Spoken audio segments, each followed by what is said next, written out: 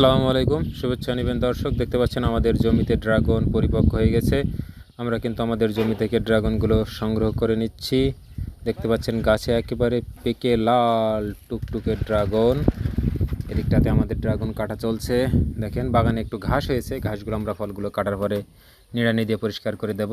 দেখুন খুব সুন্দর ফল, সমস্ত বাগানেই কিন্তু একইভাবে ফলগুলো আছে। এখানে আছে একটা চাইনিজ গোল্ডেন ইয়েলো হলুদ জাতের ড্রাগন, ভেতরটা সাদা, লিচু ফ্লেভারের, খুব সুন্দর একটা জাতের ড্রাগন। বিশেষ করে শীতকালের দিকে এই ড্রাগনটাতে লিচুর একটা ফ্লেভার আসে। যাই হোক, দেখতে পাচ্ছেন এখানে একটা ডালিম গাছ আছে। এ হচ্ছে আমাদের বাগানের অবস্থা, একটু ঘুরে ঘুরে দেখায়। দেখেন গাছে ডাল যথেষ্ট কম আছে, তারপরেও বেশ সন্তোষজনক ফলন কিন্তু আমাদের গাছে আছে। দেখতে পাচ্ছেন এই যে প্রচুর ঘাস আসলে বাগানে, কিন্তু ঘাসগুলো আমরা মেরে দেবো এই ফলগুলো কেটে নেওয়ার পর।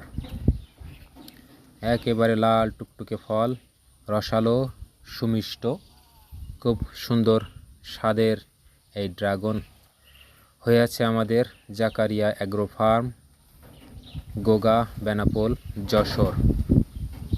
এর পাশাপাশি কিন্তু আমরা আম, কলা, ড্রাগন সহ একটা ফল কিন্তু পাখিতে খেয়ে গেছে।